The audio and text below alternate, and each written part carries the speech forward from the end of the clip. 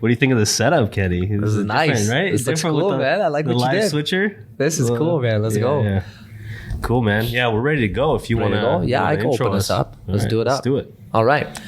Mic check, 1, 2. You ready, Sonny? Ready. Let's do this, man. Ladies and gentlemen, it is your co-host here, Kenny Buller, on Second Floor Podcast with your boy Cassius. And after God knows how long now, we have a very special guest ready to shake it up with us on the podcast. We have the one and only Sonny Sekhon, who recently has been nominated and awarded top 40 under 40 for Edify magazine. Huge accomplishment, Sonny. Congratulations. As well, you know, Sonny has been on our radar for honestly a couple years. Like I've been blessed to have Sonny got brought to my attention back in my corporate days with TELUS, where you were highly involved with PBHL. And at that time, there was lots you were able to do for me. You didn't even know who I was, but it's a huge testament, Sonny, to your character, especially with the things you're involved in now. You know, you've been able to raise hundreds of thousands of dollars for free play for kids. I'm super excited to get into that, have our audience know just a whole lot more of how you're involving kids at such young ages to be a part of organized sports for free. And, you know, I'm a big, huge fan of getting kids and anyone involved in playing, involved in some sort of extracurricular recreational sport. You know, for one, to stay out of trouble, but two, to know what it's like to be on a team and know what it's like to move your body. You know, so, you know, you're part of that. And then there's this whole retail side to you, you know, that's something that I'm excited to learn more about, where you've been, you know, working at a high level with Henry Singer. You got to work with many people, especially on the Oilers roster, to get them suited and booted, especially for their conferences. And just overall, man, I'm just excited to get to know you. This is very long overdue, and we're excited to have you, man. Thank you for the intro. I appreciate it. Really nice words. I'm super excited to be here as well. I've listened for years. And yeah, you guys are, the last 3-4 episodes have been really fire, and like you reaching out, I was like, oh, this is like, I'm pumped. So really happy to be here and dive into it as well. Thank you, man. I'm going to steal this off of Grant Cardone's brother. He had Patrick Bet-David on recently, and we're big fans of him. Oh. And he just started the podcast with this question. I'm going to ask you it. Who are you? Like, who is Sonny Sekhon? When you get asked that, or when you think about that question, how would you answer it? The answer I think I've used in the last 2 weeks, because I have been asked it a lot, is what I would run with probably for the rest of my life. Is I describe myself as Edmonton's biggest fan. You know, I think if you look at the things I've been involved with professionally and as a volunteer, they're all things that like touch my heart, but like also that I can like leverage to show off like the city that I grew up in and love and has given me everything. Yeah, and I think I would go with that. And behind that, like, you know, I'm going to lead with my values, like loyalty and passion, persistence. But yeah, it's I would say that's how I would describe myself. My wife, when I asked her to do my 2-line summary, she said, Sonny, big hair, bigger heart. So I laughed. I thought that was pretty funny too, but I like mine better. I love that, man. I agree. Keep it. Yeah. Some nice hair you got going on. Thanks for Got the flow, man. I find that, you know, being that you're such a big fan of Edmonton, I'm guilty of this, where growing up, especially in college, you want to escape. You want to go bigger. You want to, at that time, I feel like Edmonton was even in a different place than it is now, because it's ever evolving. I just want to know, like, what advice would you give to that college student, or just anyone that wants to leave Edmonton? And they always feel like Edmonton's that underdog. I don't know if these days you guys see the TikTok comments where people are like, ha ha ha, in Edmonton? What's in Edmonton? It's Edmonton. And like, it just always having that facade of, you know, is it really a city? Like, what would you have to say to that with the success you've been able to attain, Sonny, in this city? But even success aside, like how happy you are. Like you literally say like, yo, like I'm ready to rep my city. Like it's my very own child. So when someone says they want to leave here, what would you say to convince them otherwise? Well, I think what I have said and what I'll continue to say is like, I ask them why, like why do you want to leave? Like, you're born and raised here. You have this perception that, New York and LA, because, you see LeBron throwing down the dunks, or you get to see like whatever, the latest trend is happening in New York, all the major players. And that doesn't mean that that's going to be your version of that city. That doesn't mean that if you show up there that you're going to have those experiences. Like, it's a dog eat dog there. And I'm not suggesting that you shouldn't challenge yourselves and chase your dreams, but like, if you're after a certain something, like, you can be that change here, right? Like, if you want those things, why not be the person that makes it happen in Edmonton, right? Like, for you, like, you just opened like Brave and you've got a studio here, right? Like, part of you probably would have wondered, like, well, maybe if I move to like somewhere where there's a higher concentration of people doing this sport, it's easier. But like, you had something that kept you here. You're going to be part of the change. You're part of the fabric of our community, and you're going to level it up. So that's, kind of how I've always taken it. Like, I think a lot of people will talk and like, they'll have their pieces quietly. And then I've always tried to be someone that I'll just do what I have to do to try and make it what I want it to be, right? And, I also recognize that maybe my version of Edmonton isn't for everyone, but I work pretty hard at like trying to make everything that I do, from the brick tournament to anything, something that would hang anywhere in the world. So that's what I would say. Just, you could be part of leveling us up.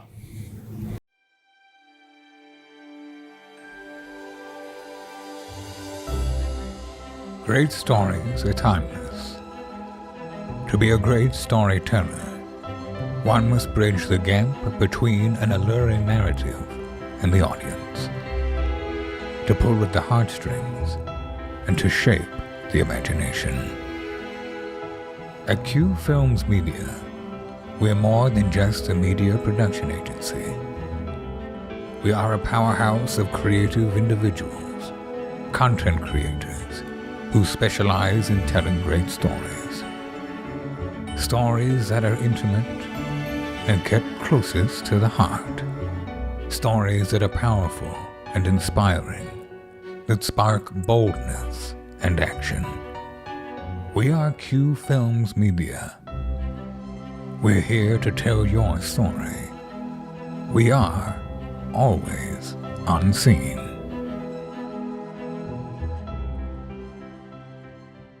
That's awesome, man. And I feel that in how you go about things and how you move, because it's like, that whatever it is you're doing, you're just trying to make whatever is being done better, And I find that I know I can speak on my behalf. I don't know how you feel about this, because Cassius and I, him too. He's like, yo, man, I'm going to Cali. I'm going to wait till that moment. I'm going to wait till I get to my moment in my business where I'm off to Cali, right? And I can tell you this right now.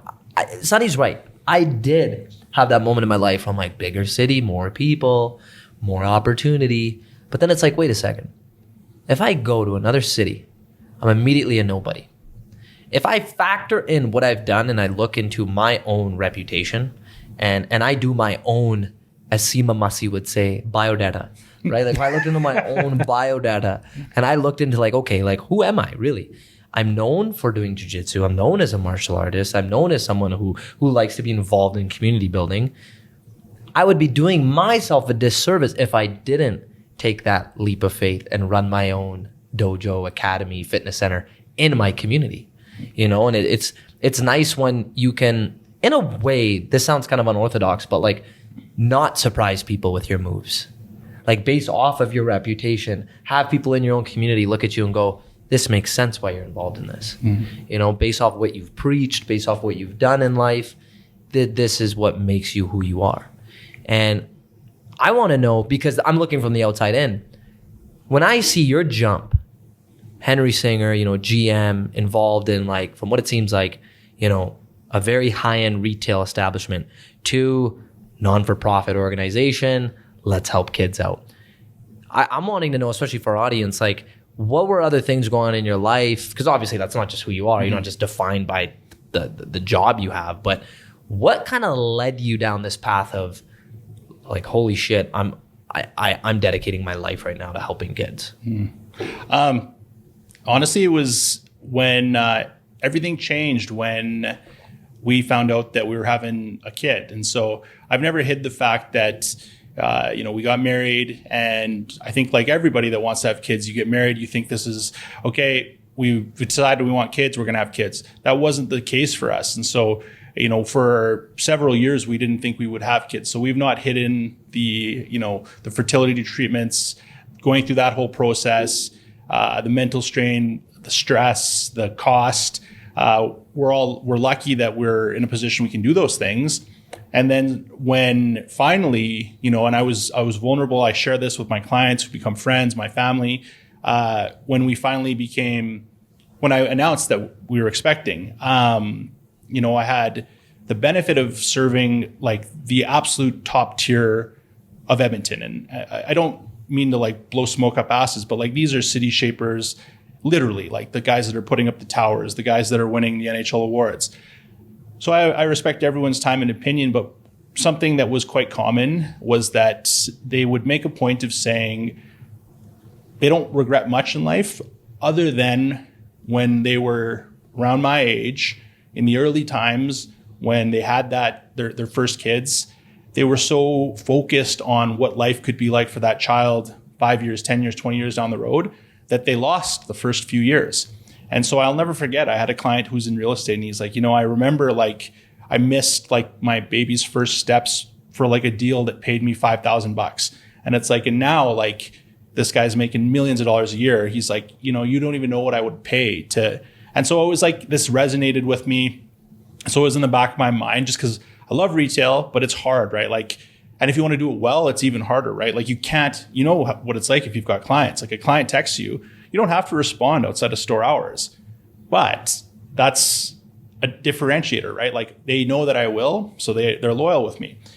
So it's like, you're 24 hours a day. And I took my month off when Banner was born, thought I was good, went back, and I was like, this isn't working. I kept hearing these voices. I'm like, so I didn't know, honestly, in the beginning, I didn't know what I was going to do. So I left. I knew about free play. I've been very involved in nonprofit fundraising. I've raising for different community organizations. I've always coached hockey. I've believed in giving back that way. And sport in general, I just think is like the best thing for kids. That's my opinion. And so when I saw this and I saw what they were doing, and my perception of what free play actually was completely changed. Yes, we're a charity and we're a nonprofit, but I also see them as like almost like a startup that's disrupting and like could scale and do really cool things. You saw the potential for sure. And so I dove in, and like, I think your comment on like outwardly, I think people that knew me at like first glance as the guy at Henry Singer were like totally shocked. But like when I told my wife and like the people that like know me the best, there wasn't any surprise. They're like my wife was like, you raise like how much money off the side of your desk? Like my side hustle doesn't pay me any money. My side hustle was helping causes. So it's like, why wouldn't you try it? And so I did that. And then it also became a bit easier because the Singer family's really good. And obviously I was there a long time. So they made it work for me so that I'm not there. I'm not running day to day. They're not paying me a salary, but like, obviously I've built a book there. And so if a client wants to shop, I'll make an appointment. We go in, we do our thing. That's awesome. It's a win-win for everyone. I still get to like, I still love clothes. I love fashion. So I kind of get the best of both worlds, and I get to continue to serve some of those clients that meant so much for me for over a decade. So, wow, long-winded answer. Sorry. No, that's awesome. I think, kudos to you because obviously that sort of pivotal decision in your life isn't easy by any means, right? Who wouldn't want to spend more time with their kids if they have the opportunity to do so? And not only that, but to make that conscious decision of saying, you know what, I want to change this so I can have more time, have more flexibility in my schedule, because that could have been a moment where you could have just said that, you could have let that thought pass and say, you know what, I'm good here, making good money, I got good clientele, things are rolling, things are all right. I had that month, all right, and I'm sure a lot of parents probably went through that where, they probably thought about that and they don't have, maybe they didn't make that step, or maybe they just let that thought pass and say, you know what, I'm okay, you know, making good money, got to provide, you know, we got to provide for our families, right? So we might not have that choice, or we might not have the confidence to make that choice and to change and pivot. So much respect, Sonny, on that, Man. on that front. I appreciate it. Yeah. I agree. Like that's beautiful, man. Like first and foremost, like congratulations to you and your wife on having a baby. That's a true blessing, and that's not an easy feat when you're against all odds in having one in the first place. And there must be so much like emotions behind that, where you recognize like, okay, here we are, like trying and failing and then going over every possible way to make it happen, and then it happens. Then of course, yeah, there's no wonder why you kind of look at it like, okay, well, we brought this human into this world. I'm gonna do whatever it takes now to be a part of its life, to be a part of all of its moments, right? So I think that's very awesome, because I think we appreciate more of the things in life that we know how hard it was to get. Sure. You know, like, and that's not everyone's story, right? For others, I can imagine it's like, oh yeah, like we're pregnant and it's so easy. And I'm sure like even just hearing that's like, oh, like good for you guys. Like we're still trying. Don't rub it in our face. And not that like, yeah, it's not that you're meaning to come off that negative. And I'm not even saying that that's how you come off, but I've had clients, I've known people that have struggled with the same thing. And then when you really peel away the layers, like that's not easy. Yeah. Like being completely transparent, like it was hard, right? Like in that span from when we got married to when we had Banner, so 2.5, 3 year period, like my sister on our wedding day found out that she was pregnant with their first caser. So of course that's the first one in our family, my wife's family. So we're pumped, like over the moon, so happy. And then we're not ready to try. And then we start trying. And then my brother-in-law and Aaron, they're pregnant with their first. And then, you know, now it's like, I can see it. And my negative feelings at first started coming from like Kayla, because like, you know, Kayla was taking it on as like, what's going on? Is this going to happen? To then like our niece Molly is born, super happy. And then my sister is like, and it's exactly what you said. It's like, oh, well, we weren't expecting this one. And it's like, but they're not aware. Right. And I was really proud of my wife, because she, you know, it's not something that I think people think about till you're in it, like infertility, IVF, all this stuff. And, you know, I feel like it's still like kept quiet. And so people don't know how to talk about it. So Kayla was like pretty open about it. And like, but yeah, it was an interesting and different time, but yeah, super blessed and not regretting any choices to make time for the family, for sure. Totally. And it's like, it's interesting when you notice that such subjects are so taboo. First and foremost, it's not something like we get taught in school that, right? Like if we're talking sex ed, I think that should be taught, right? Is, hey, there's a likelihood. It might not be you guys, or it could be someone you know, but they're going to have a tough time having a kid. How do you go about that conversation? Right? And then like, I think especially as grown men, this is kind of more of a macro level of when a man is talking to another man. A comedian said this. It was like, you know, he's like, Men's Mental Health Week month. He's like, it's a hoax. He's like, I was like, oh, this is going to be interesting. He's like, cause you out here with the boys and you're like, hey guys, I'm feeling pretty sad today. Like, it's like, things are going on. And your boys are like, yo, man, like, slap another beer. Like, or they're just like, oh, man, like, they'll say something silly like, oh, man, don't stop crying about it. Especially, like, in a group guy setting. But it's like, I am all about, man, like, whether you're like any man, any woman, anybody, like, if you're going through something like this, like, acknowledge it. Because I think we're so quick to kind of brush it under the rug. And, like, I think we need to recognize how hard something is for somebody, right? So agreed. Man, good for you guys for having that. Like that's, and then for continuously trying, and not giving up. You know, I want to kind of segue into some tips that you can provide on raising money and raising funds. There's so many ways I want to go around this topic, because first and foremost, it's sad we're living in a time right now where you do a fundraiser and you start raising a lot of money, and it raises a lot of concerns from people. This is generally, I noticed, Oprah and the Rock are prime examples. They do something good for the community. They're supporting Maui. It goes back to their own culture, and people go, "Don't donate. It's going straight to their pockets," and they start getting a little skeptical. We talked about this one episode, right? Yeah, me and Sonny actually talked about this before you came. There you go, Yeah, right? yeah, So it's a yeah. hot topic. Yeah, right? it is a hot topic for But sure. then on the other end, it's like, okay, so how can we not only like verify and legitimize this, but also how can we get to a point where we can continue to raise more funds against the grain of people having skepticism around where their money should be donated to? And I'm curious to know like how you managed to do it all. It's a great question. And I think if someone can actually have the bulletproof answer, that person's going to be the best fundraiser in history. But I think you got to start by knowing and acknowledging, and this goes back to what we were talking about, that like, no matter what you do, no matter what you're raising for, someone is going to have a negative opinion, right? With The Rock and Oprah, I listened to that pod and familiar with the situation, and Oprah's worth 1.5 billion, The Rock 500 million, and they donated 10 million bucks. So super easy to sit there and say that this is like less than 0.5% of their combined net worth, right? And sure, make that criticism. But if you're going to make that criticism, look into what else are these people funding? Like, are you aware that Oprah is like the largest donor in the United Negro College Fund history? Are you aware, like these people, whether, I always used to get into these arguments with my dad, like when you're on that level, when you've got 3 commas in your net worth, like you're giving more money away than people will ever fathom, whether you want to or not, because the people that are working for you are doing this. They're going to ask you what you care about, and they're going to give the money away for you because at some point it makes sense for your estate, right?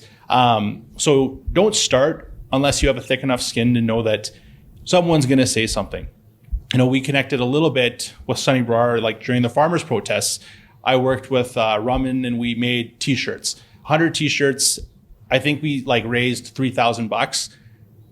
And I said, I remember being on a podcast and I said, the money, this is going to do nothing. Like your $3,000, absolutely nothing if you actually look into what you're going up against. It's more about awareness. Mm-hmm. And I ended up writing an opinion piece for Boz because people were like, and so I what's your MO here? And I'm like, if I wanted to make $3,000, I would like, instead of doing this for 2 days, I would have just done my job. Clocked in more hours. Yeah, So that's step one. Don't do it without a thick skin.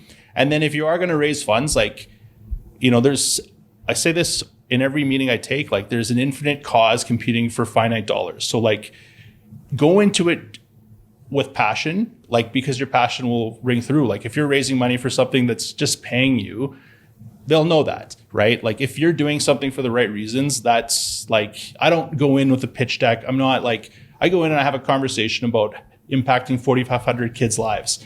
Very easy for me because I don't feel like I'm selling. I feel like I'm telling you about something you should know about. And then off I go, right? So that, be picky in what you're doing. Disrupt. When we did North of Lipsky, which was our Movember fundraiser, we, over the course of like 7 years, raised almost $1 million. We were top team in Canada every year and top in the world one year. And we did something like, we did a black tie event, but we like made fun of black tie events. So like we had like black tie pizza parties and like black tie barbecues, and we just threw like ragers. So that matters, because if you do the same thing every time, you'll get the same result. And you can't be afraid to have people say no, because it's going to happen. And again, you just have to, as long as it, like what you're doing and what you're raising for aligns with your moral compass, you'll have success. But I think for a lot of people, that's probably the hardest part, is picking the right one. So yeah. Sonny, do you because I have like zero experience in fundraising. I know you've done a little bit in the past, but do you find there's a lot of like, I guess, skepticism, or when you start a fundraiser, do you feel like there's a lot of hoops you have to go through in order to kind of make it, I guess, quote unquote, legit, and make it appear the way you want it to appear, like authentic and true and whatnot? Because I have no clue. I have no experience in the space. I'm just curious to know. I think, yeah, in the beginning of any new venture, you're going to have those challenges. And people, again, you're trying to convince people to give time, money, and effort to your cause. So you're always going to have those skeptics. And I think in the early stages, anything I've done, I've relied heavily on a network I've built through just being myself in other arenas. I think more than that, you're just going to, the realities of fundraising will hit you before any of that, which is like you're competing against charities that are doing what you're trying to do. And in some cases on levels like you're aspiring to do 10 years down the road. So you're like, how do I carve a piece out of that? So I'll go into, again, many pitches right now. And what I like to arm myself with is, because I sat on the other side of the desk. When I was at Henry Singer, I was the one that heard all the pitches. And so, and I never hide that we donated to the same 3 causes that probably 80 to 90% of businesses here do. They're all great. I'm never going to sit here and say we shouldn't have a standalone stollery. I'm never going to say anything about the hospital. What I will point out all the time is, because this is all public, you know, some of these charities have $92 million on, like, under management. Some of these charities have marketing budgets that would exceed what our overall operating budgets are. So at a certain point, it's like, are you actually still supporting the mission, or are you just on board with their marketing? So I try and show like the value that like a $10,000 donation would have, and the impact it would, the number of kids it would touch in something like us versus like what it might be over there. And I'm not trying to say like someone shouldn't support the Stollery or Ronald McDonald House, Winifred Stewart, all amazing causes. But if I got to have someone and I got to make the choice for them, of course I'm going to argue for the kids that we're fundraising for, right? Because that's where my purpose is aligned right now. But that's just fighting those marketing budgets is a bigger challenge than starting something new, I think. Yeah, that's interesting. It's like, if I could flip this while you were talking, I don't know if this is going to make sense out loud, but it's like, if you were, let's say you loved, building suits for people so much. And let's say like you started doing it for kids who are underprivileged, they can't afford suits, and you're doing it for them out of the goodness of your heart, and it's all free. But then the money is coming in through some other source. And then one day someone sees you eating. They just see you eating. And they're like, what are you doing eating? Where'd you get that? How are you eating right now? Like, how'd you afford to get that food? Mm-hmm. And then you're at a fancy restaurant, let's say, and you're like, well, it's through the work I do. So what kind of work you do? Oh, I help kids, fit into suits, or better yet, I help them, with free play for kids. I help them do their sport activity. And they go, well, shame on you for being in a fancy restaurant eating. And then now all of a sudden you're like, well, what do you mean? It's like, well, that's money that you're getting from the organization, and you call it your work, and here you are eating in a fancy restaurant. Mm-hmm. And I think that's the very tough part right now about when people see the type of work someone does that's philanthropic in design, where it's for the goodness of our society, and it's for people that are underprivileged. But then you now have to be careful to some degree because of people's opinions on how you're viewed in the limelight and how you use that spotlight. That's not my opinion. I think it's like, at the end of the day, that's your work. And now, from looking at it in the grand scheme of things, these organizations, they have to pay their people who are now spending their lifetime, their work, to do this. And they have to now cut them a specific cut from the big piece of the pie of people now paying for this. So it's kind of unique. I love how you mentioned that, where when you look at kind of like the behind the scenes, you break down how a charity is organized, and you look at, wait a second, how much of my money is going to the people? And I think it's so important, because for me as a person that's donating, if I just hear from you like, hey, it's impacted this many people's lives, and I love how on your guys' website, like, it shows percentages of like, hey, 98% of the kids that are enrolled are now getting better grades. Mm-hmm. And like, it's just breaking down statistics of this money has gone towards this many people getting help, and here's how it's impacting their life. Yeah, it's like KPIs, right? Like at Singer, you have that's programmed in the back of my brain. Like, how many units per transaction was the dollar size? So I like that about free play. Like we have data that helps us like showcase who we are. Again, it goes back to like, I mean, I can tell you like complete honesty here. Like we were talking before about cars. So I work at a nonprofit with the average age of our staff, 19 to 21. So younger kids. So I roll in a Model 3 Tesla. It's a $50,000 car. It's a nice car. It's not anything extreme. I'm 37 years old, and in my own team, people were like, whoa, maybe we should be doing like what you're doing. And so I'm like, I remember the kid that said this to me. I was like, you do know that I spent like 13 years in like a very private career before I came here, right? So in your case with like someone at the restaurant, like you're going to get that, right? And if someone said that to me at an actual restaurant, I just ignore it, go on. Yeah. But we do get those questions, right? But a client of mine once told me my best trait was radical candor. I'll tell you what you probably don't want to hear, but I'll say it nicely. I'll smile. In that case, I have nothing to hide. Like we're a registered charity. You want to know how much money I make? You literally pull it up, and we operate super lean. We're a charity that under 10% of our revenue goes to like admin costs, which is like gold standard, right? And then I'm, like with my buddies, I'm like, if you want to look at my T4 from before and now, that's, you'll think I'm crazy. And that goes into a whole separate conversation, right? Like purpose and what I see as success, and money is important, but like for me, it's at this stage in my life, it's not the prime motivating factor, and nor is it like what I think would define my success. But at the end of the day, I would, if that person really pushed me, I would ask them to just pull up our website and be like, you tell me, like we are, everyone's got a right to earn a living, and in fundraising, like anything else, like in any sales related role, salespeople in all organizations can do well. And that's no different in fundraising. Like even in Edmonton, in various charities, there's people that probably make $500,000, right? Mm-hmm. But these people are probably raising, 20, 30 million bucks. So you can look at it as, wow, that guy's making $500,000. What an asshole. Or you could look at it and be like, that guy raised $30 million to build a children's hospital. So it's like, again, I can't control someone's perspective of it, but I don't need to, right? Like, again, going back to my purpose, my moral compass, it doesn't bother me. So.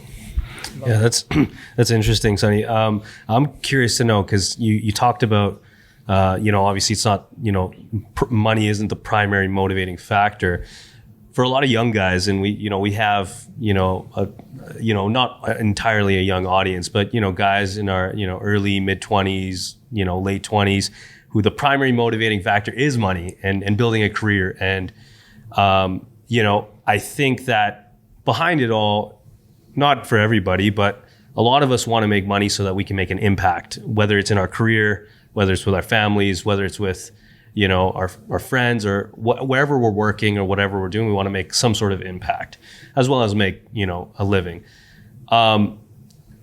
What do you say to those guys? And maybe this is kind of advice almost reeling it back to myself or some of the younger guys, that if the primary motivating factor is money, but we also want to make an impact, or eventually get to a point where we feel like we're making an impact, what's your advice on that? Do you think that, how do we make an impact? I think without having the primary motivating factor to be money. I guess that's my question. Yeah, I think I'll start with like impact. Like impact can be lots of different things, right? And I think when you're young, I was this way too, like 16, 17, 18, you associate impact with money, clout, power, right? But impact can be taking a call from a 14-year-old student and making sure he gets his keys. Impact can be taking 20 hours out of a month to go and volunteer coach at a free play team with Afghan refugees. Impact can be, going through your closet once a quarter and donating clothes that you don't need anymore. And it does take time to understand that.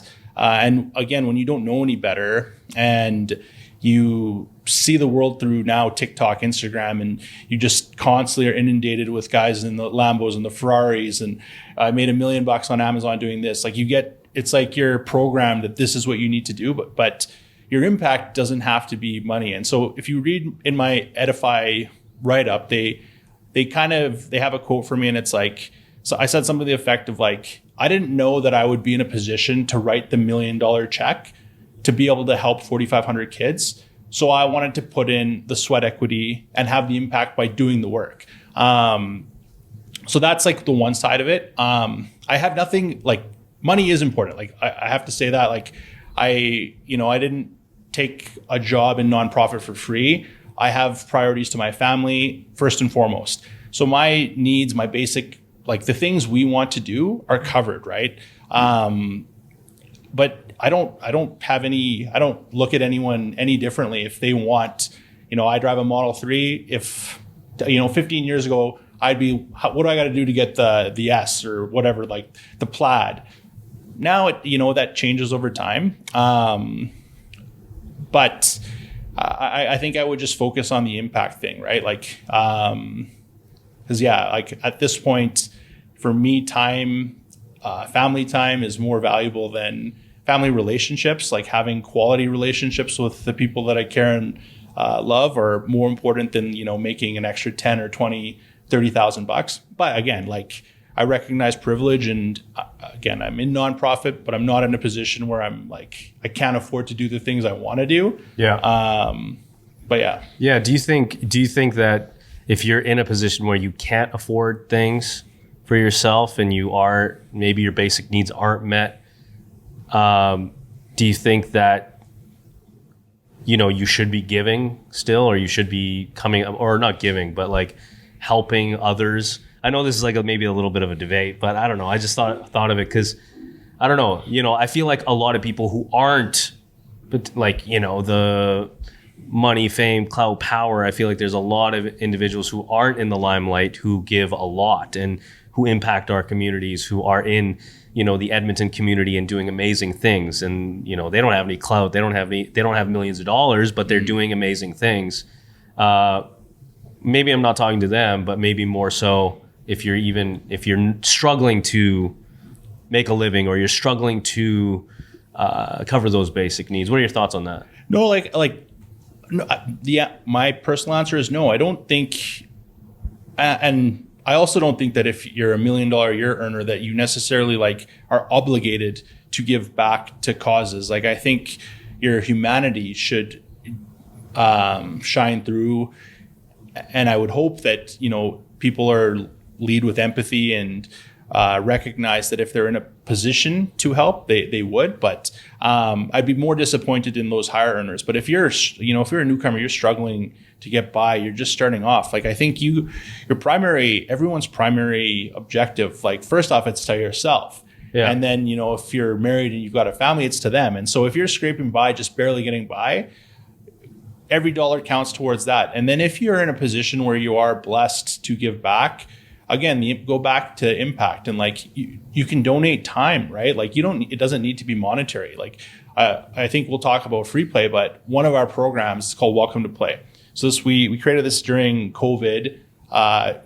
Refugees continued to come here in high numbers. They were staying isolated in their hotels, sometimes for 2-3 weeks at a time. So we launched Welcome to Play. Tim launched this, our founder, fought hard.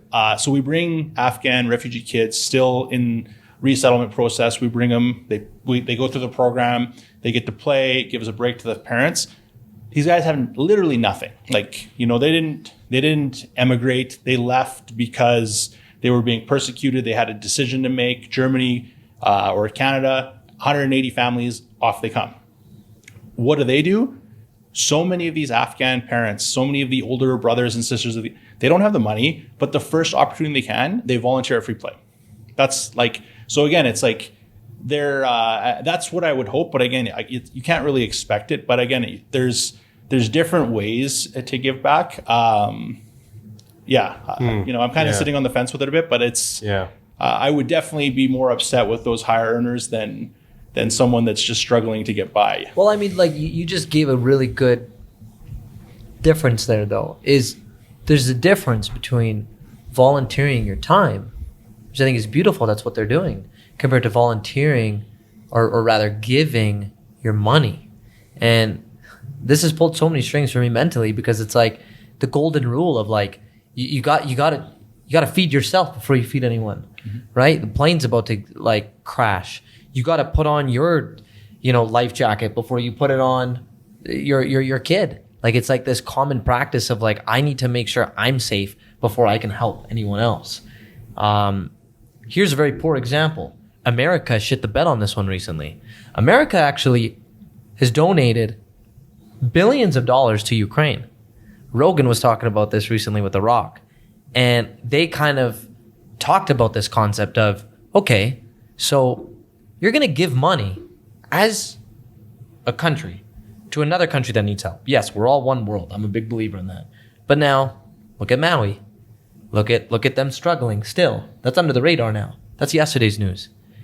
You give Maui, every person that lives there, $700. Hey guys, I'll give you $700. Your homes are devastated. Everything is gone.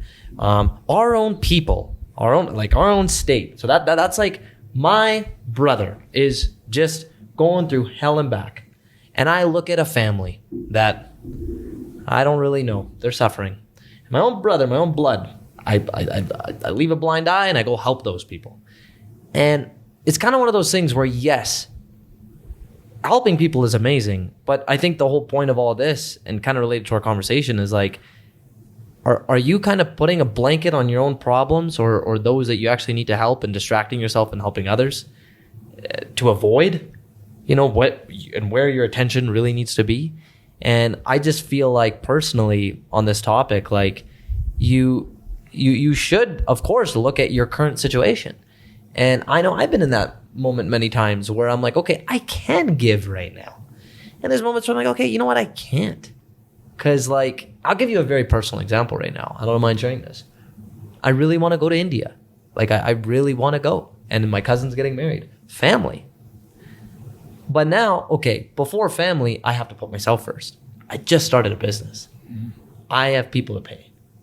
I have people that have, worked wonders and magic to have me open up way sooner than expected. It's not fair to these people who've now helped me put food on my table right now for me to fuck off to India and be like, all right, I'm gonna go party, I'm gonna go celebrate my cousin out east, overseas, leave my business, leave people that like are I owe a certain amount to, and just say, we'll take care of it next month. That's not fair. So like, my integrity, my moral compass, like, it all kind of came into play. So I agree with what you say. We're like, yeah, I could give my time, but I mean, money wise, when you add that in, I have to start figuring out like, what can and can't I do? Yeah, I think like with the wedding analogies, like, I've had several scenarios over the last few years where you want to go, but it's like, again, it's like, by coming and having fun, I'm like actually hurting my overall situation. And so I think whether it's like for a personal reason or like in like my world, if you're putting yourself and your family in a worse off situation to help others, again, it's like, you got to take care of the house first. You need to be strong. And then if you have a service oriented mind, once you have that under control, then you'll be better equipped to impact the people around you. At least I believe so. Yeah. So what do you think? What do I think? Yeah, like with this being that debatable topic, like, do you think, like, do you agree? Are you like, no, absolutely. I agree for sure. But I like what Sonny's point is where it doesn't have to be monetary, right? Yeah. It doesn't have to be monetary. Like, if you're not in a financially well-off position or a high income earner, there are other ways to have that impact or give back. And I feel like a lot of young guys and our age especially, it's money. We got to build. We got to do this. We got to get the Tesla. We got to get the Lambo. Then we got to get the big house. Then we got to get a bigger house. And we got to, and you get into this sort of the quote unquote rat race, and it just leads to just almost for yourself. And then that's fine. There's nothing wrong with that. But I think that like Sonny said, is like, you can give, spend that 5 hours a week or 10 hours a week and go volunteer or do something, or doesn't even have to be for a charity. It could be starting with your own friends or family or extended individuals in your network. What can you do? What can, the 14-year-old who lost his keys, that I love that example, because it's like impact in our head sometimes thinks it needs to be grandiose. It needs to be like, I need to, do something that makes big waves, but that is big waves. The small quote unquote interactions that you might have, maybe those intimate interactions that you have, that's impactful. That to me, just like when Sonny was talking, just kind of like sparked like that sort of light bulb. It's like, it doesn't have to be monetary, And like on the monetary thing, one thing I will say is like,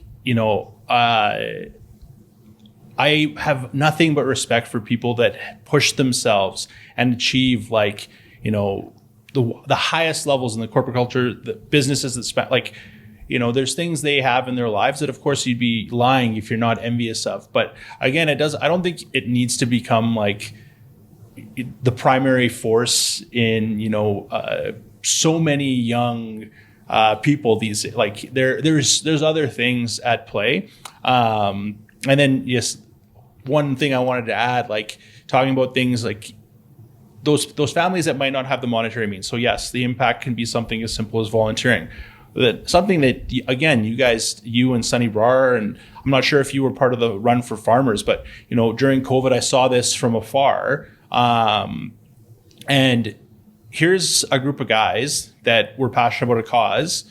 And yes, they gave time because they're running. They all got healthy. They took care of themselves.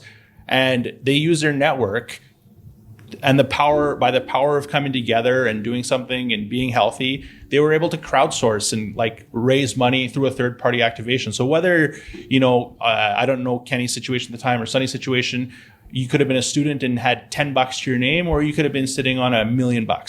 But if by doing these things, you're bringing awareness and raising money, that's another impact, right? So there's always a way if you have that service oriented mind. And then, it's once to anyone that's young and doing it, it becomes like an addiction, right? Like for me, I get a lot of gratification out of helping people. So yeah. No, I love that. I think, debate time. I think, this is where I mean, not debate time, but I wanted to bring this up because, I've seen this time and time again where, a community or a race is impacted by something that's happening in the world, right? And, tragedies, et cetera, et cetera. If you are from that community, is it your obligation to shout it out into the rooftops, bring awareness, create charities, fundraisers? What are your thoughts on that? So I'll just give you the example of, Run for Farmers, or, when stuff that was happening with the farmers back then, obviously it impacted the Indian community. Now, there were certain people that stayed silent, and there's certain people that, made action towards the cause. And some who were potentially maybe not doing any action were calling out others for not making action. Especially those who are in the public eye. Why aren't, hey, you're from Punjab, you're from this community, you're not talking about this. Why are you not saying this? And calling them out on Instagram and etc. Mm-hmm. I'm curious to know from your perspective or your opinion, Sonny, is that if you're from that community, do you have a moral obligation or just an obligation in general to speak out? Maybe you have a small platform. Maybe you are in the public eye. Maybe you're not. Do you feel like it is something that you're obligated and you have to do? This will be a spicy one, I think. I know. That's why debates, man. Debates. Got the shattering question. Yeah. So I think if you're from a community, so the farmers protest, prime example. So, I'm half Punjabi. My dad came in 1974. Story everyone from Punjab knows in the diaspora. And I don't have a big platform, but I'm well known in circles here. And so for me, I felt like I did have an obligation. I felt like what was happening, and I felt that, especially given the nature of the country and the nature of the media and the nature of the reports, and I didn't think that right off the bat. I remember it was at Henry Singer, clients would ask questions because they're getting like how the media was framing it through traditional Western. And I'm like, no. So here I am, I'm like, and so I was doing this like one-on-one, like for 4 hours a day at Henry Singer, giving these like mini seminars. And so finally I'm like, you know what? Yeah. And who am I? I'm like, 1,500 Instagram followers, but I'm like, you know what? That's enough. Enough of the right people here will see it. So yeah, I think if you have the ability to shine light where there's darkness and like give at least an alternate perspective, I think you should. That's my opinion. I'm also sensitive because I was that guy like during the farmers protest, and I don't know. I honestly don't know that I would have been as hardcore if people didn't start questioning my half white side and all this.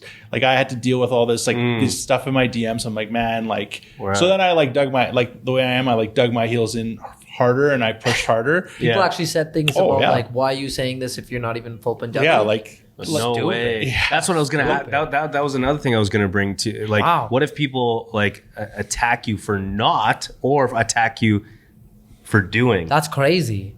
Yeah, I'd be even more upset. So I dug, like I said, I dug my heels in, and and again, it's like I did it.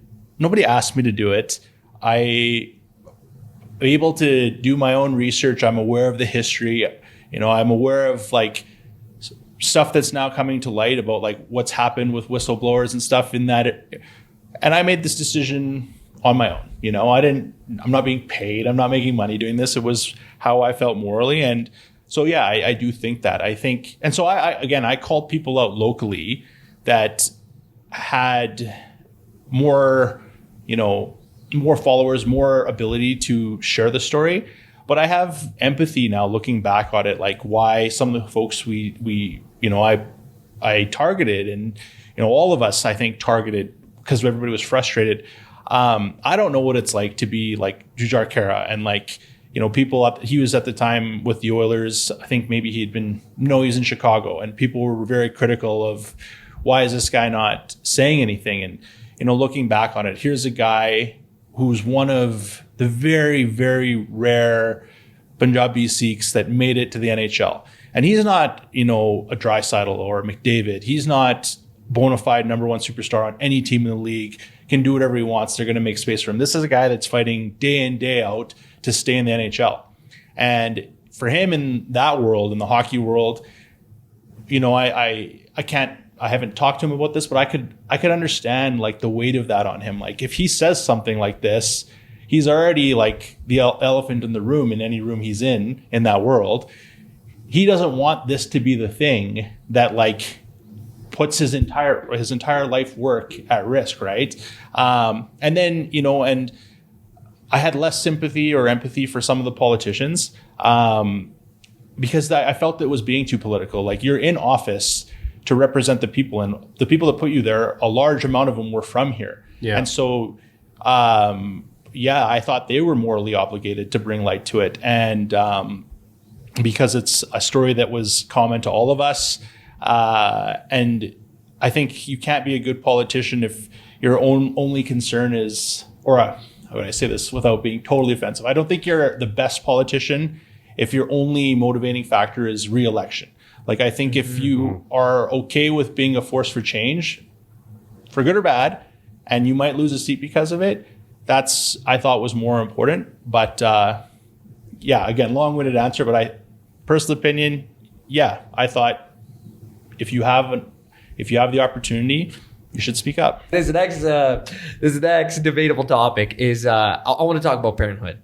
And I think Sonny's at a time in his life right now where you've been blessed with a child, recently 2 years old, which is beautiful. And I work with a lot of children through what I do with our academy, and I've seen how parents move. I'm going to say this. I'm not saying it's every parent, but I'm noticing, I want to know your opinion on, I think due to a couple of reasons. Number one, parents in this day and age with kids between, let's just say, for the moment they're born to like 13 years old, when they feel like they have a good grip on their child, right? I think they're trying really hard to like have their kids like them. And I think, once again, it's not every parent, but it's what I'm noticing. Their kid says something, their kid does something, and the kid is right 99% of the time. The kid gets what the kid wants. The kid is essentially running the household. So when the kid's bored, when the kid is no longer satisfied, the parent is quickly thinking, okay, you don't want to do this? Okay, let's find something else you like. Oh, you want to go to Galaxyland Friday? Okay, sure, buddy. Like, whatever it is. Spoil. Like keep giving the kid what it wants. Kid's bored, okay, let's give it constant stimulation. My kid's not eating, you want an iPad? I'll give you an iPad. Here you go, buddy. As long as you eat. Yeah, I'll eat. And it's like, the kid wins. The kid wins every single time. The kid will never lose. The moment you hear your kid complain, your whole world ends. You're just trying to do whatever it takes to make your kid happy. I think that's very wrong.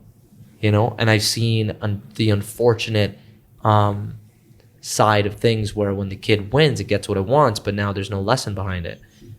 Where do I think this comes from? That's why I want to know what you guys think, but I think I have an idea of where it comes from.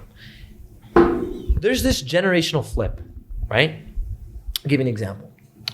My granddad was very strict to my dad. Extremely. Like, he was like, this is how you're going to live your life. You're going to go to private school. You're going to do this. That's what you're going to do. My dad growing up would tell me and my brother, like, listen, like the way I was raised, like I had to be this and this. I want to give you guys the freedom. So he went 180. He went full 180. And so what I noticed from a lot of people I'm speaking about, their parents were hard on them. Now they're growing up wishing they might have had a better relationship with mom and dad. They don't. So now they go to their kid and they go, I'm going to do whatever it takes to make sure I have this loving, beautiful relationship with you. How do I do that? I give you what you want. And I think that's where it's kind of stemming from. I think it's wrong. I don't think this should be the case. I could write a whole maybe potential thesis statement on this, but I want to know, Sonny, you're a father. I'm someone who's, I don't have a kid. I one day would love the idea of raising my own family with my beloved girlfriend, but that's years down the road. But for you as a father right now, do you see this too? Am I like out in the boonies with this one? And how do you think this is, and why is it happening if you do believe so? Yeah. First off, I think you're right. It is happening. And, we could spend days talking about why it is. I think part of what you're saying is true. I think it can be, if you were raised really strict, you would want to do the polar opposite, or at least try to elicit different feelings than you had growing up, right? I think that's part of it. I think that what we just talked about with like not knowing how to navigate geopolitical discussions also would creep into like parenting. I don't get involved in it. I don't care, but like Kill will sometimes show me like the mom groups on Instagram and Facebook, and like the shame you feel. Like, your kid is, did you see that kid? He was on his Strider and he didn't have a helmet on. It's like, so it's like, it's happening on everything that we do. Like our people are watching and they're going to have an opinion. And so I think in a lot of cases, it's people have been swayed by that. I also think that we live in a world where delayed gratification is like almost a foreign concept. Like, so you use the iPad reference. Like, I remember my sister Preeti, she has Kaser Jacks before we had them. And I'm like, I was, on the outside looking in, I'm like, got the iPad, it's this, because you just want peace, right? Yeah. But when I can say 2 years into having Banner, like the iPad comes out almost never comes out. Yes, I love that. See, you hear that, everybody? Fucking break that iPad. But throw it. What I will say though too is, like I mentioned earlier, like we went through hell to have Banner, right? So like listening to a crying baby is like, we're like, it's all good, man. We wanted. We wanted this, right? But there's times and places where you do whatever it takes. Like, I want my son to be happy, right? But his happiness, he doesn't have the capacity to understand at this age that he's not like, he's just after the instant gratification where like he'll have 10 times more happiness if he just sticks with something.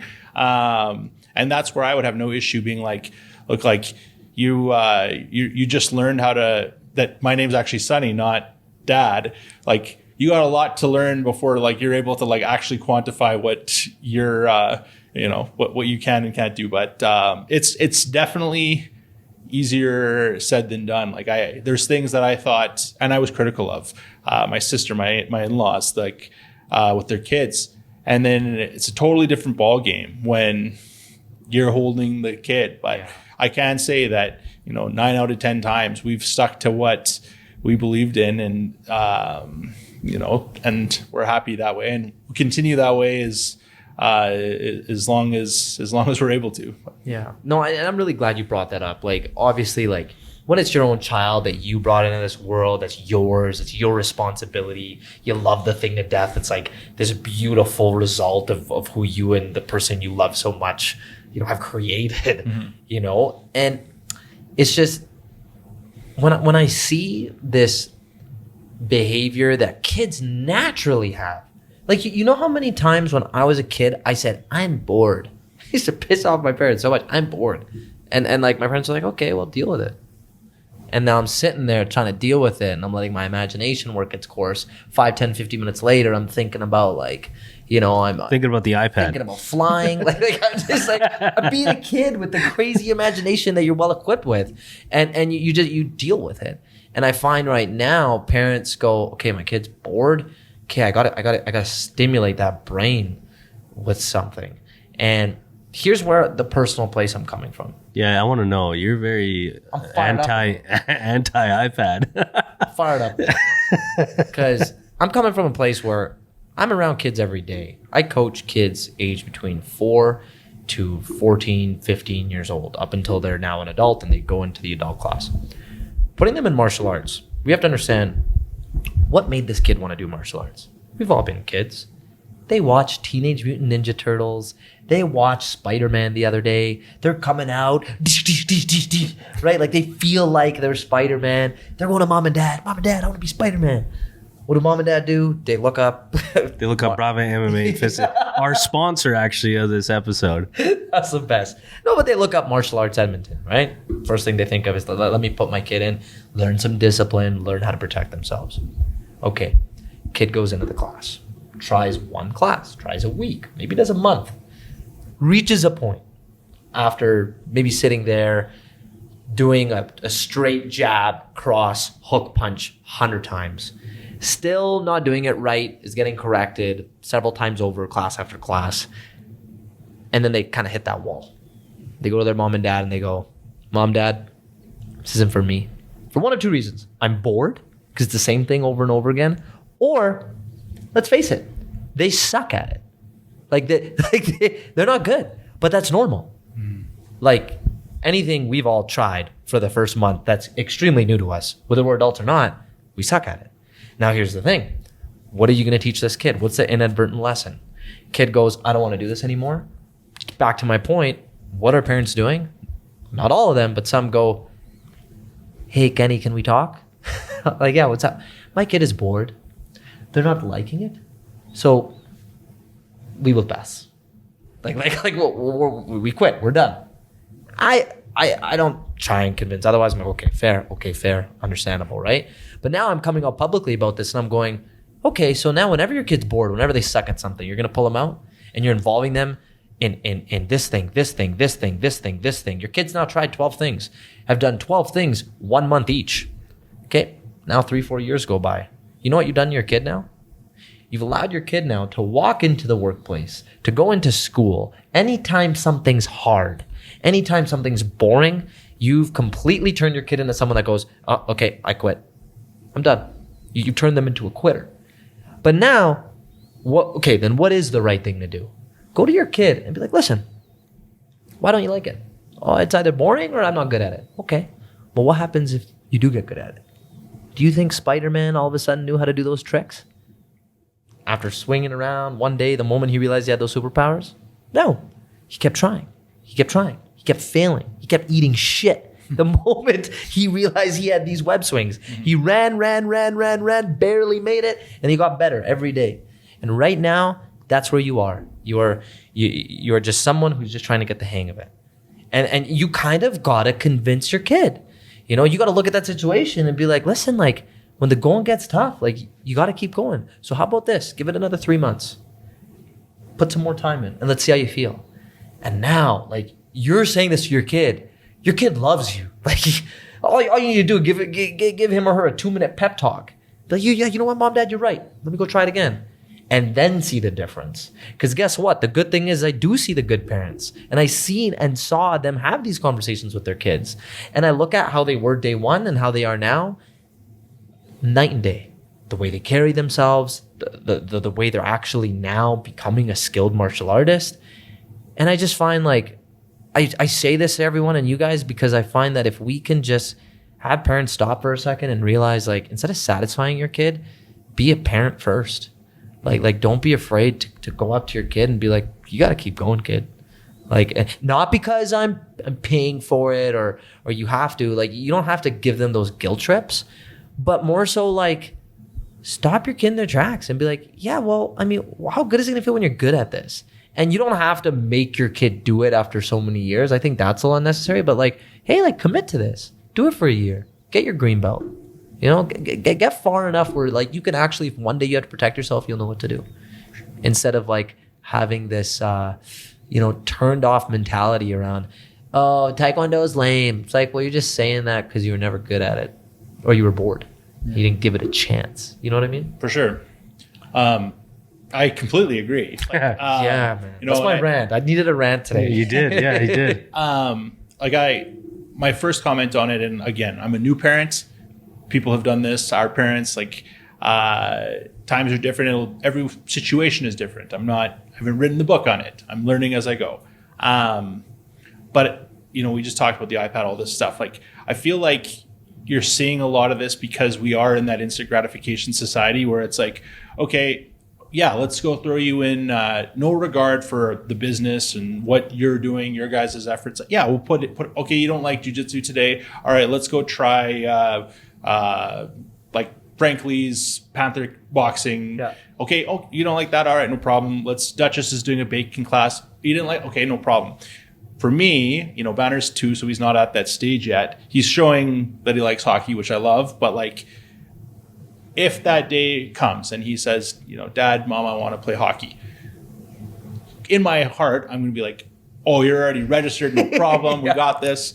But we're going to have that conversation first. And I'm going to, like, to the best of his ability, I want him to understand what this means. And I want him to understand that, like, when you sign up for this, you're also, in your case, it's like Kenny and KB, like, they're there for you. And, like, this is going to take time. And again, to the best of their ability, because whatever they can take in, depending on the age. And I'm going to lay the parameters that, like, listen, you might not like it week 1 and you might want to quit, and I'm going to tell you to go again. And if after a month you don't like it, I'm going to pull you out, but I'm not putting you into the next thing. Like, we need to have a conversation and see what, like, because we're not going to bounce around, because that's just not, again, like, you need time for anything to know how it is. And then to people that would, like, call me out and be like, that's not right. That's not fair. How can you do that, kid? Like, I would sit back, and I know for me, I know my sister with her kids, I have older cousins that have kids. Yeah. I would ask them, I'd be like, you tell me one kid that has ever told you that they love school every time. You show me one kid that didn't at one point say, I don't want to go to school. You still send them to school? You force them to go to school for 12 years, 13 years. You put them in kindergarten. They might say they hate it. They might come back crying. You continue to force them. It's a great example. Like, so in that situation, we know what's best for them, and we're trusting their education. In this, we're not going to leave them in a situation where they're hurt or upset or they truly don't like it. but you got to at least give enough time to get past like, again, you got to get through that like uncomfortable part to see if you actually like it or not. And again, it's just human nature right now, instant gratification. Oh, he's unhappy, boom, into the next thing. So for us, like, I think that's how we would approach it, right? And I don't think there's anything wrong with it, right? So this is a debatable topic. Do you guys both think that Pro iPad. you got me. How much involvement is too much for kids? Like right now, I feel like, from what I'm noticing, martial arts isn't the only activity, right? Even in the way we've designed our scheduling, we tell parents, and they love hearing this. They're like, the first thing they ask is, okay, is this schedule like everything's concrete? They have to come to every class? First thing I say is, hey, no worries, you don't. There's 3 options for kickboxing, 3 options for jiu-jitsu. If they could come at least 2 times a week for each discipline, you're set. Or if you want them to do 1, 2 to 3 times a week, right? And then they go, oh, okay, good. I'm like, why? What's going on? Every parent, oh, my kid's involved in a lot of stuff. I'm like, oh, like what? Well, piano, soccer, volleyball, and now this. I'm like, okay, interesting. Do you guys think, like, involving your kid in that many extracurricular activities, is it good or is it bad? Are you pro, like, multi-activities, minor, to what degree? Like how much is too much? How much is too much? Yeah, you know me. I threw like 5 questions in there. So I'm curious to know. Right? In favor of that many activities, or maybe go all in one. You're doing one. You're at that martial arts center 5-6 times a week. That's your thing. And then, okay, 3, 4, 5 months. If you don't like it, then we'll give you another one. Or let's do sprinkle, like little bit of everything. So, but here's the thing. Okay, it's not about the too many activities. It's more so the skills that you want your child to hopefully develop from those activities, right? And so I feel like, if you are in a position to put your kids into 2 or 3, 4 activities, which is a lot, piano, anything physical, sports, etc. If they can do it, I say, why not? You know what I mean? Of course, from an athlete perspective, or from like learning that long-term skill, like in martial arts, you need at least a couple of years to get ranked and get a black belt and whatnot. Of course, that sort of diminishes that, where it might take that child a little longer to get that, and they're doing 3, 4, 5, 6, 7 different things, so they might not be as committed to jiu-jitsu or martial arts because they got piano and they got swimming and they got violin class and etc. I don't see it as a bad thing. That's my opinion. I don't see it as a bad thing. The more the merrier. Okay, good to know. Wow, it's nice. What about you, Sam? Yeah, I think I'm in the same thought, like sentiment. Like, try different things, but give it a real try, right? Like, don't play piano for 4 days and then decide that now you want to be a boy band because Instinct's back, or like give it a solid go. I think those things can like give a better rounded education experience. But I do say that I agree also with it. I'd only be good with that if like you have the capacity as a family, and the capacity as a family can be a lot of different things, right? Like at Free Play, we talk about means looking very different. That's a lot of money, right? Like first and foremost, if you're doing jiu-jitsu and playing hockey or playing piano, that's a lot of money. Yeah. Beyond the money, that's a lot of time, right? Like think about if you have an activity 5 days a week, that's mom or dad predominantly either taking time away from work. Maybe someone's staying home now. Maybe you're in a position where you're taking on a nanny so that one of you can do this. Some people will get creative, the carpool, but like you're investing a lot of now your own time, and being a parent is selfless. I get that. But it's also okay as a parent to be like, you need some of your own time, right? Yeah, for sure. So I think similar to what I said earlier, like you can't, as long as you can take care of your house first and everything's in order, all good with having them experience like all the things that they want, I think. But so long as it fits the family, I guess. Yeah. Pro iPad, pro activities, all of it. Give it all. Give it Gets all. a grade from He gets the iPad. Yeah. He gets the swimming classes. Oh, he gets the man. violin class. He gets the jujitsu classes. I don't want to be around your kid. Nobody gets swimming classes. You guys know how hard it is to get swimming classes? Really? Right now? It's insane. No It's way. tough, eh? Yeah, it's tough They to get start on. them young, hey? Like young. It's like No way. like through the city of Edmonton, it's like a lottery system. Like off topic, but like we've tried so many times and we can't. Really? That's crazy. Oh, eh? that's You gotta so have a interesting. connect nowadays. You gotta just seriously. have like a YMCA or rec league Yeah. community, right? Yeah. That's Wow. cool. No, it's That's good to get interesting. your guys' perspectives on that. Yeah. Is there anything, Sonny, that is going on in your life or that's like pressing, things you're researching right now that you feel like we haven't touched on that like you really want to address and share? Well, I think just like, 40 under 40 happened because I made this switch to free play. And Let's talk about that. I still don't think people really get free play. And what we just talked about ties into it so nicely. Like, I mentioned earlier that I see free play as like a disruptor, and I see it like in a lot of ways early stage startup. And we just mentioned like, okay, 2 jiu-jitsu classes, 2 kickboxing classes, swimming lessons, taking piano. How are you supposed to do that, right? Like we've subscribed to this model for 100 years where you go to school from 9 to 3. And then, so someone's got to stop work at 3, pick up the kid. And it like, why are we still doing it this way, right? Yeah. Like, and then you get into evening activities. So free play, like everyone sees it and they assume, okay, it's sport. Yeah, of course, sport based. But our model could be used literally with anything. It could be jujitsu, it could be baking.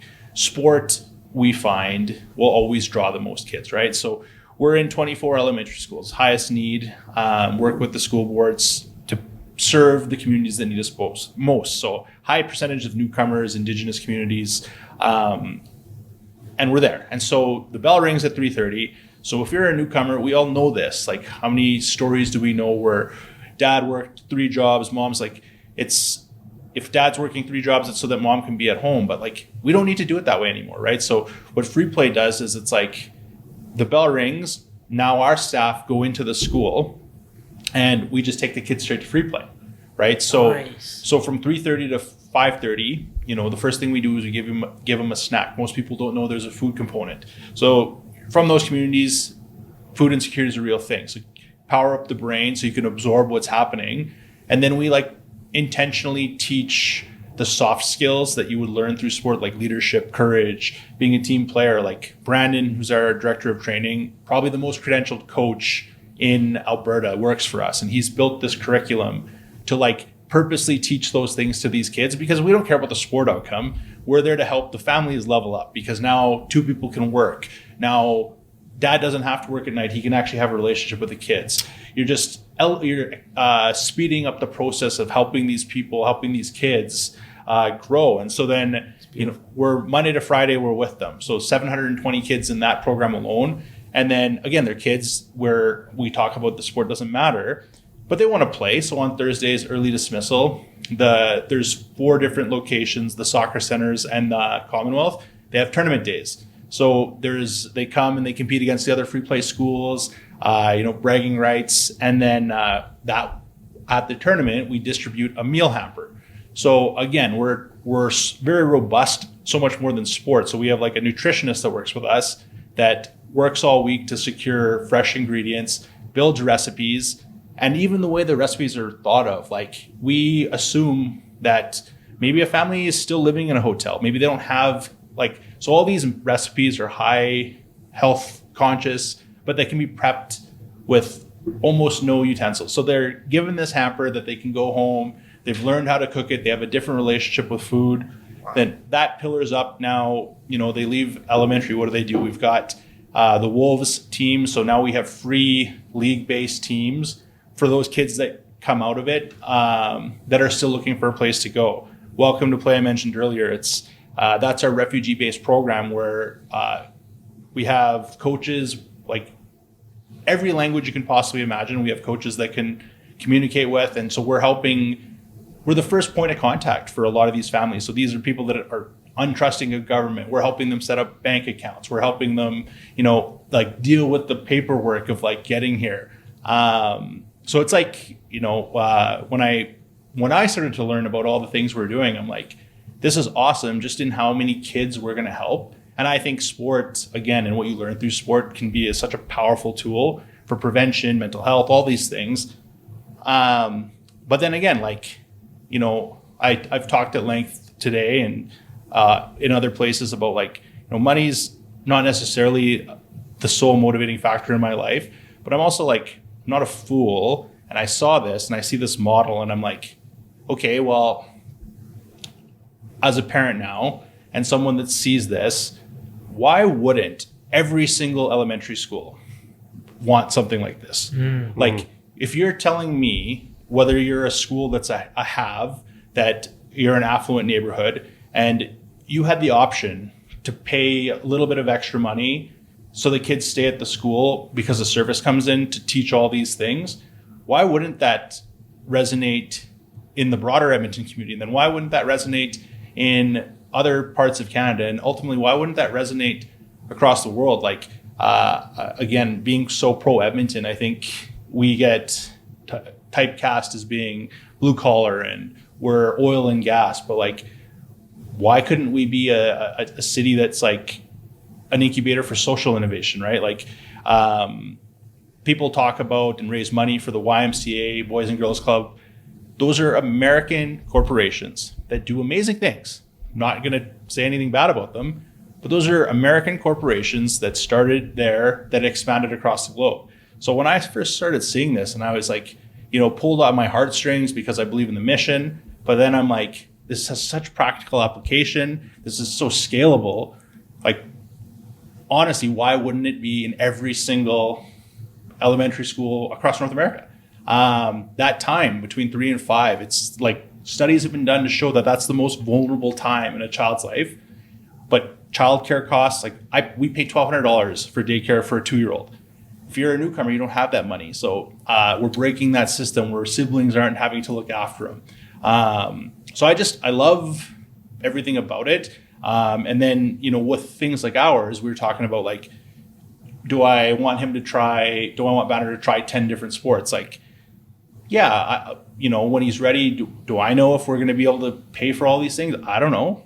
But what I do know is if free play continues to grow, there's an option where even if there's at that time a free and a paid portion of it, here's something where you'll get exposed to all of these sports.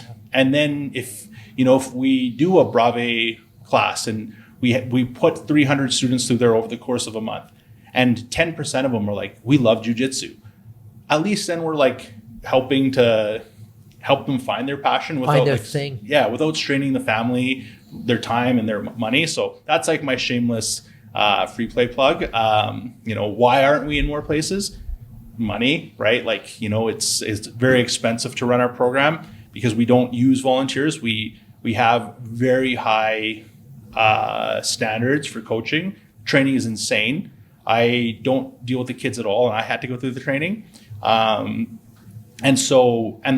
We chose that because free shouldn't mean that it's second tier, right? We want to give every kid the opportunity to be great. And nothing wrong with volunteers, and you'll get excellent volunteers, but we can't control the standard.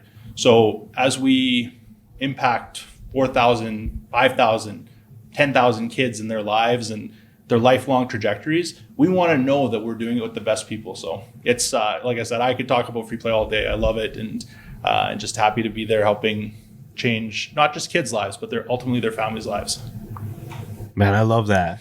Sign me up. That's beautiful. No, see, I was thinking, man, when I was a kid, I wish I had free play. Yeah, you know what I mean? Especially when you mentioned that 3 to 5 p.m. sort of time, it makes so much sense, Sonny. When I was a kid, my parents, when I was growing up, after school, my dad or usually my dad would pick me up, or I'd walk to my parents' shop. So my parents have a tailoring shop, and I'd walk over because there would be nobody at home. So I'd have to walk to my parents' shop, stay with my mom till about 6 p.m. And then once they close the shop, then it's okay, you go home. Luckily, in their location back in the day, there was a youth center in the in the plaza that they worked in the little mall. And I used to go there all the time. I'd help my mom sew here and there, just to say I did something, and then I'd go into this youth center. And that was the youth center was all volunteers. So although it was good, I have incredible memories there and just having fun. And, they had some activities, they had computers, but it wasn't very structured. It wasn't like how free play sounds. It wasn't like that, but it was a place that I remember was very, I remember it. I still remember it to this day. It was just like that time, those 3 or 4 hours after school, I would always go there. That was like time for years. I did that until I obviously grew up. Yeah. But those are the glory days, man. Like, it gives you such that 3 to 5 thing. Yeah, that's so accurate. It just, as a kid, you're counting down the clock, you're looking at it in your last final class, you're like, it's almost 3:25, and then you're looking forward to the thing that's next. It's whether it's involved with free play. I remember for me, it was like, I'm 3:25, I'm gonna go home, grab a glass of milk, 4:15, martial arts. Yeah. Stay there for 2, 3, 4 back-to-back classes. But with free play, that's beautiful, man. Like, you guys are giving, and I love that piece on, like, you're making it so much easier for families. You're giving both parents a chance to still work, make money, like, set that base, especially for all of the people that are coming and moving in and are actually leaving very disastrous situations back home, or they're just wanting to have a better opportunity, and they know that they're bringing their kids with them, and they're not, like, I can imagine the older siblings, how much happier they are, right? Like, they're like, great, I don't have to play babysitter anymore. And now every kid can have that opportunity to play, because it's part of the disposable income. That's not the first thing at all that parents think of, is coming to this country being like, okay, what am I going to put my kid through? It's like, no, like, I got to feed my kid first. Got to feed me first. Got to figure it out. Let's get our jobs. And it's way better than kids staying at home looking at their iPad, right? Like, you're giving them a purpose. I love that, man. Appreciate it. That's huge. Yeah, it's and again, like, it's just super gratifying to see, like, I played sports my whole life, like, so I've seen that what can happen when a good coach believes in a kid, and how that can change an outcome. But now it's like at scale, and you're removing every barrier that, like, would prevent it. Because I mean, calling a spade, like, sport is just expensive, right? Like, hockey sticks cost $300 these days, right? Like, it's insane. And so, again, to be able to give that space is, you guys are welcome anytime. Check it out. Cool. But I think it'd be fun to have a little jiu-jitsu with some. Big time. Yeah. You have to set that up. It's quite huge. So you said your background, you're Afghani, like, it's quite popular with, like, jiu-jitsus with the Afghani kids. Cool. Yeah, and so there was actually that's awesome. There was a woman from, I don't think she's in Edmonton anymore, but she medaled in jiu-jitsu. She got a bronze, and she's, like, came from Afghanistan. So she came and did a seminar. This is before I was there, but now really cool. Yeah, so it would be super cool. How can our audience, and how can we, like, pay tribute to the growth of free play, other than, of course, our plans with jiu-jitsu at Brave? Like, where can our audience, like, donate? Where can we share? Like, what's the best way we can do to not only support time-wise, but money-wise to free play? Yeah, so we spent a lot of time talking about impact and, like, volunteering, all that stuff. The odd thing with free play is, like, we get a lot of volunteer requests, but, like, everybody wants to come and coach the kids, but given that they're kids, you know how it is, like, you have to have certain criteria. So volunteering for us is more like if we do a 50-50 events. So there's that. It's all on our website, www.freeplayforkids.com. Right now, and as we approach holiday season, like, the monetary donations make a huge difference. And again, talking to the 20-year-old audience that are trying to get the Lambo, like, we don't need a $10,000 donation. Like, $1,000 donation, yeah, sure, I love it. But, like, on our website, like, I purposely put, like, if you give us $20, we are buying, like, that food hamper for the week, right? Like, again, it's like people overcomplicate, like, what is this going to do? Like, no, like, $20 in the right setting is all the difference in the world, right? So those donations are massive. And then honestly, the other thing is like just being here, like having, you guys have been doing this for 3 seasons. You have a big following. I've been at Free Play for a year, and I still have conversations where people have no idea who we are. The organization's 17 years old, right? Like it started as Free Footy, and it's pivoted to Free Play during the pandemic. People know us, or they know pieces of us. People, like a lot of people, like, oh yeah, Alfonso Davies started there, because he did, like when it was Free Footy. But we're just so much more, right? And so that's like, whenever I leave a meeting, I ask for 2 things. I'm like, yes, I would love to leave with a check. Like, I think anytime someone sits down for a coffee, I joke, I'm like, well, you know what, it's coming. So like, we laugh about it. But then the other thing is like advocacy, right? Like, it doesn't take a lot for someone to sit and say, you know what, I heard about this amazing program. Like, you guys should hear about this. I tell this story all the time. Like, my first month there, I met with as many existing donors as I could. And so I sat with this like 72-year-old lady at Art of Cake, and just was like, hey, you've like given $1,000 every year for like 10 years. Like tell me your story. And so she's like, literally like has her coffee, and she like slams it down. She's like, I can't give you any more money. I'm like, she's like, that's as much as and I'm like laughing, and I'm like, you know what? That's like, I just wanted to, like, I'm new here. I wanted to understand.